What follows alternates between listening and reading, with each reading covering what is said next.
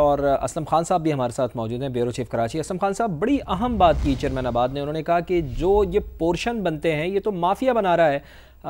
Engineers اس میں شامل نہیں ہوتے، آرکیٹیکچر اس میں شامل نہیں ہوتی ہے، معیاری سامان ان میں شامل نہیں ہوتا، تو زیادہ تر جو ان کی ایوریج لائف ہے ایک بلڈنگ کی وہ تو تقریباً 20 سے 25 سال ہے۔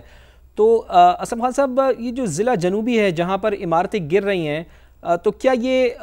وہی بلڈنگز زیادہ تر گرتی ہیں جس کی نشاندہی حسن بخشی صاحب کر رہے ہیں؟ اسلم خان صاحب سے رابطہ کرنے کی کوشش کریں گے اور ان سے جاننے کی کوشش کریں گے کہ زیادہ تر جو عمارتیں گر رہی ہیں کیا یہ وہی عمارتیں ہیں جن کی نشاندہی حسن بخشی کر رہے ہیں، چونکہ جو پورشن مافیا ہے کراچی میں وہ چھایا ہوا ہے، مختلف علاقوں میں جگہ جگہ پورشن بنا کر بیچ دیے جاتے ہیں اور پھر یہ مافیا غائب ہو جاتا ہے، پیچھے بھگتنا عوام کو پڑتا ہے جو یہ پورشن خریدتے ہیں، چونکہ نسبتاً کمپیریٹیولی یہ بات بالکل درست ہے کہ اگر ایک پلاٹ لے کر اس کے اوپر تعمیر کی جائے تو پھر زیادہ خرچہ آتا ہے، تو جو یہ پورشن مافیا ہے وہ ایک پلاٹ خرید کر اس پہ 4، 6، 8 جتنے پورشن اس کے ہاتھ میں آتے ہیں وہ اس طرح سے بنا کے اور پھر کم نرخوں کے اوپر بیچ کے نکل جاتا ہے، لیکن پھر اس طرح کے جب واقعات ہوتے ہیں تو پیچھے بھگتنا عوام کو پڑتا ہے، چونکہ ظاہر ہے اگر ایس بی سی اے کا عملہ یہ کہہ رہا ہے کہ یہ عمارت مخدوش ہو چکی ہے، ان کو نوٹسز جاری کیے جاتے ہیں، لیکن پھر وہاں پر موجود رہائشی جو پورشن خرید چکے ہوتے ہیں 25 لاکھ سے 50 لاکھ کے درمیان، تو وہ پھر ان کے لیے چھوڑنا ممکن نہیں ہوتا۔ اسلم خان صاحب ہمارے ساتھ موجود ہیں۔ اسلم خان صاحب، چیئرمین آباد نے بڑی اچھی بات کی، انہوں نے کہا کہ یہ جو زیادہ تر عمارتیں ہیں اس میں ایک تو انجینئر شامل نہیں ہوتے، آرکیٹیکچر شامل نہیں ہوتے، معیاری سامان کے بغیر یہ عمارتیں تعمیر کی جاتی ہیں، پورشن مافیا اپنے پیسے لے کر یہاں سے نکل جاتا ہے، بھگتنا عوام کو پڑتا ہے۔ تو حسن بخشی صاحب جس طرف نشاندہی کر رہے ہیں، کیا وہی عمارتیں زیادہ تر گر رہی ہیں کراچی میں؟ دیکھیں، یہ ایک وجہ تو ہے کہ پورشن مافیا ایک جو عمارتیں گر رہی ہیں، لیکن اس کے علاوہ بھی عمارتیں گری ہیں، لیکن ظاہر ہے کہ پورشن کی تعمیر کرتے وقت معیار کا کوئی خیال نہیں رکھا جاتا، اور یہ عمارتیں جو اس طرح تعمیر ہوئی ہیں وہ ایک رسک پر تو ضرور ہیں افواد۔ لیکن میں یہاں آپ کو ایک اپڈیٹ کر دوں کہ جو بلڈنگ گری ہے اس میں جو جاں بحق افراد ہیں ان کی تعداد 7 ہو گئی ہے۔ اچھا، یہ ایک اپڈیٹ ابھی جو ریسکیو 1122 نے اپنی ایک رپورٹ مرتب کی ہے، جو ابتدائی رپورٹ ہے اس میں یہ بتایا گیا ہے کہ 10:53 پر سینٹرل کمانڈ سینٹر کو ایک اطلاع ملی تھی، اور ریسکیو 1122 کی جو urban search and rescue team ہے وہ وہاں پر پہنچی تھی، اور اس میں 5 جو ہے وہ ڈیزاسٹر رسپانس وہیکل ہیں، 2 اسنارکل ہیں اور کچھ ایمبولینسز تھیں، اور تقریباً 100 سے زائد اہلکار وہاں پر موجود ہیں 1122 کے۔ ایسا بتانا ہے ریسکیو 1122 کے حکام کا۔ ان کا یہ کہنا ہے کہ اب تک 7 افراد اس میں جاں بحق ہیں اور 8 زخمیوں کو ریسکیو کیا گیا ہے۔ جو ٹراما سینٹر ہے شہید محترمہ بے نظیر بھٹو ٹراما سینٹر، وہاں پر 8 زخمی اور 4 لاشیں موجود ہیں، لیکن جو 1122 کی رپورٹ ہے، جو ابتدائی رپورٹ، اس میں 7 افراد کا بتایا جا رہا ہے کہ وہ جاں بحق ہیں۔ آتے ہیں اسلم خان صاحب، آپ کی طرف آتے ہیں۔ یہ بہت بڑی خبر آپ نے ہمیں دی کہ مسلسل جو ہلاکتیں ہیں، جاں بحق ہونے والے ہیں، ان کی تعداد میں اضافہ ہو رہا ہے، اور ابھی آپ ہمیں بتا رہے ہیں کہ 7 افراد جاں بحق ہو گئے ہیں اس اندھوناک سانحے میں۔ رہائشی عمارت گرنے کے نتیجے میں 7 افراد جاں بحق ہوئے ہیں اور 8 افراد زخمی ہوئے ہیں، تو مسلسل ہلاکتوں میں اضافے کا جو خدشہ ظاہر کیا جا رہا تھا اب وہ پورا ہو رہا ہے، چونکہ 20 سے 25 افراد کے ملبے تلے دبے ہونے کی اطلاعات دی گئی تھی ریسکیو اداروں کی جانب سے، اور ابھی اسلم خان صاحب نے ہمیں بتایا کہ 7 افراد جاں بحق اور 8 افراد اس میں زخمی ہوئے ہیں۔ اسلم خان، اپنی بات کو کنٹینیو کیجیے گا، ریسکیو اداروں نے اور مزید کیا بتایا ہے؟ ابھی ان کا کہنا ہے کہ ابھی بھی مزید افراد کو نکالنے کا عمل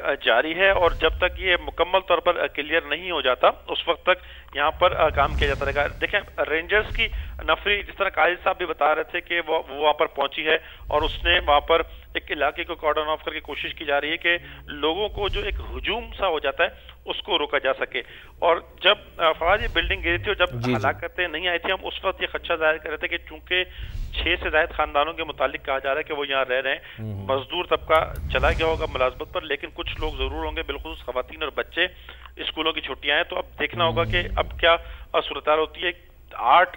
زخمی ہیں، 7 کی ہلاکت کی آ گئی ہے اطلاع ریسکیو اداروں کی طرف سے، تو 15 افراد ہیں، تو 6 فیملیز کی اگر ہم بات کریں تو یقینی طور پر اب بھی لوگ ملبے تلے موجود ہیں، اور اسی خدشے کا اظہار کیا جا رہا تھا کہ 5 منزلہ اگر یہ عمارت ہے تو اس میں 6-7 فیملیز اگر رہ رہی ہیں تو یہ جانی نقصان زیادہ ہو سکتا ہے، اور اب تک 7 افراد کا جانی نقصان کی اطلاعات بھی سامنے آ چکی ہیں. تو یہ ایک تشویشناک ایک صورتحال ہوتی ہے. جو آپ نے بات کی تھی حسن بخشی صاحب کی جانب سے کہ جو پورشن مافیا ہوتا ہے، دیکھیں وہی بات ہم کر رہے تھے کہ وہ کم پیسوں کے لالچ میں آ کے لوگ خریدتے ہیں، ناقص مٹیریل ہوتا ہے، کسی بھی قسم کے قواعد و ضوابط کو مد نظر نہیں رکھا جاتا، تو وہ بلڈنگیں بھی ہم نے دیکھا ہے کہ گر رہی ہیں. اور اس کے علاوہ بھی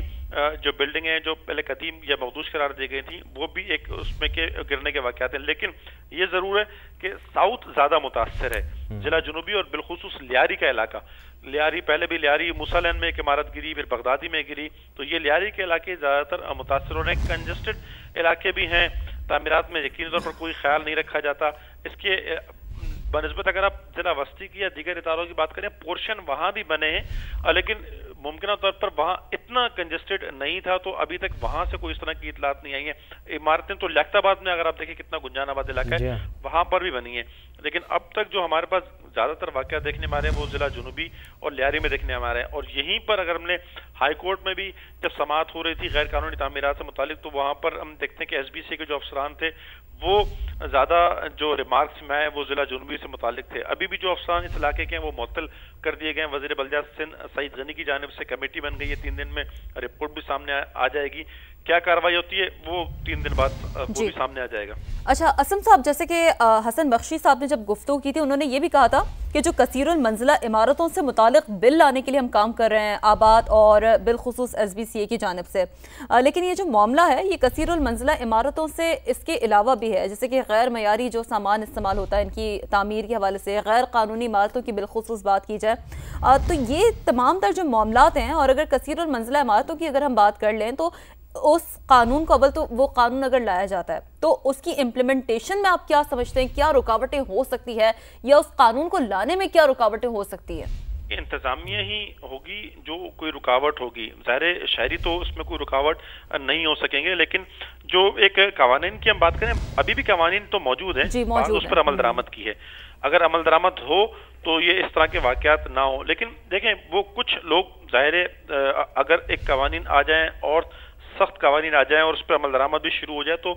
اس کو مکمل طور پر نہ صحیح کسی حد تک تو کمی آ سکے گی. پھر ہمیں جیسے میں نے یہ سعید غنی صاحب کو اسمبلی میں بھی سنا اور ویسے بھی جب ہماری بات ہوئی تو وہ کہتے ہیں کہ لوگوں کو بھی حوصلہ شکنی کرنی چاہیے. جو بات ابھی حسن بخشی صاحب نے بھی کی، لوگ بھی پورشن خریدتے ہیں. اب یہ دیکھیں نا کہ ان کو یہ پورشن کیوں بنتے ہیں؟ چونکہ خریدار موجود ہیں. اب اگر خریدار موجود ہوں گے تو یہ چیزیں بنیں گی. ہمیں شہریوں کو بھی یہ شعور اور آگاہی دینی چاہیے کہ وہ نہ خریدیں اس طرح کی بلڈنگیں. یہ پورشن مسئلے کا حل نہیں ہے، یہ آپ کی جان اس میں رسک میں آ جاتی ہے. تو ابھی اس طرح کے واقعات سامنے جب آ رہے ہیں تو ہو سکتا ہے کہ جب ایک قانون سخت بھی سامنے آ جائے تو اس پر عمل درآمد شروع ہو جائے تو شاید یہ جو پورشن والا معاملہ ہوتا ہے، جو غیر قانونی تعمیرات مکمل طور پر نہ صحیح لیکن کمی دیکھنے میں ضرور آئے گی. جس طرح اس 15-20 سالوں میں بہت تیزی دیکھنے میں آئی ہے تو یہ امید کی جا سکتی ہے کہ ممکنہ طور پر اگر قوانین بن جائیں تو شاید اس میں کمی بھی دیکھنے میں آ سکے. یہی میں آپ چاہوں گا اسم خان صاحب کہ اس کے اوپر تھوڑی سی ذرا اور روشنی ڈالیے گا کہ یہ کراچی میں بے ہنگم عمارتوں کا یہ جو جال بننا شروع ہوا ہے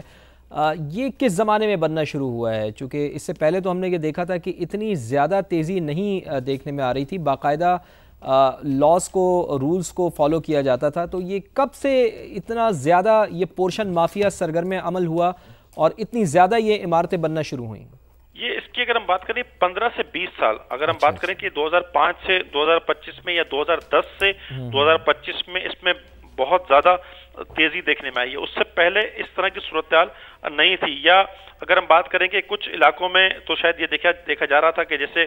میں بات کروں کہ لیاری فواد لیاری میں کیوں بن گئی. آپ کو یاد ہوگا 2013-15 تک لیاری کے بہت سارے علاقے ایسے تھے جو نو گو ایریا تھے یا وہاں پر بہت زیادہ گینگ وار والا معاملہ تھا. آپ یہ دیکھیں 2013 یا 2016 تک صورتحال لیاری میں بہت خراب تھی. تو یہ وہ موقع تھا کہ جب اس گینگ وار نے پیسے لے کر کے بھی غیر قانونی تعمیرات کرانے تھی. اس وقت ایس بی سی افسران کی یا عملے کی اتنی ہمت نہیں تھی کہ وہ جا کر کے روک سکے یا پیسے بھی لے. تو وہ جو گینگ وار والا جو معاملہ تھا یہ اس دور میں بھی زیادہ پروان چڑھا. اور ہم بات کریں کہ 2005 سے 2016 اس وقت یہ بہت زیادہ معاملات بڑھ گئے. گینگ وار ختم ہو گئی لیکن اس کے بعد جو ایس بی سی افسران جو ذمہ دار تھے اس کو روکنے کے انہوں نے بھی اس پہ کوئی توجہ نہیں دی. फिर दोबारा ये बढ़ गई। तो अम्लन अगर हम बात करेंगे तो ये 2010 से 25 या 2005 से 2025 इस 15-20 साल के दौरान, और इसी तरह मैं जिला जुनूबी की इसलिए बात करूं कि यहाँ सबसे ज्यादा तामीरात देखने में आती है, जिला बस्ती दूसरे नंबर पर है। तो इसके बाद फिर हम देखेंगे जिला बस्ती में भी फिर यही सूरत हाल देखने में आती है कि जब यहाँ पर एक छूट मिल गई, पोर्शन माफिया को छूट मिल गई, गैर कानूनी तामीरात को जिसे कहेंगे मुकम्मल आज़ादी मिल गई, तो फिर दूसरे अजला में भी ये चीज़ें देखने में आई। लेकिन अगर आप देखें जिला मलीर में इस तरह की सूरत हाल नहीं है, जिला गरबी में इस तरह की सूरत हाल नहीं है, इवन जिला शर्की में भी इस तरह की सूरत हाल नहीं है। लेकिन सबसे ज़्यादा जो इलाका रहा वो जिला जुनूबी रहा, या फिर हम बात करें तो जिला वस्ती। तो आप बात कर रहे थे किस अरसे में, तो हम ये कह सकते हैं कि 2010 से 2025 में इसको बहुत ज़्यादा बढ़ावा मिला है। जी, बड़ी अहम ये डिटेल्स हमें दी कि 2010 से लेके 2025 तक ये ज़्यादातर पोर्शन माफिया देखने में आया। और बड़ा अहम फैक्टर आपने उठाया असलम खान साहब कि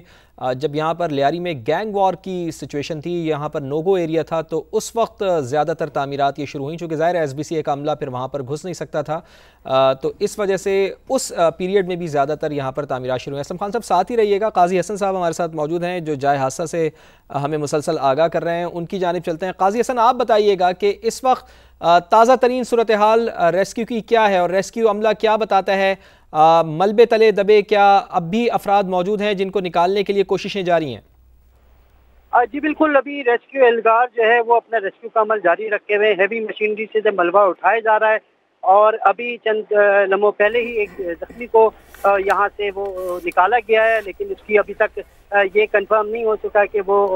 उसकी हालत क्या है, आया कि वो इस हादसे में जिंदा बच पाया या बहुत ज़्यादा शदीद जख्मी है। लेकिन रेस्क्यू इदारे अपना काम कर रहे हैं। और अब से कुछ दिन पहले ही सूबाई वज़ीर बल्दियात सिंध सईद गनी भी यहाँ पहुँचे और उन्होंने भी यहाँ मीडिया के नुमाइंदे से बात की और जिनका ये कहना था कि 1974 की इमारत बनी हुई है, उसको कई बार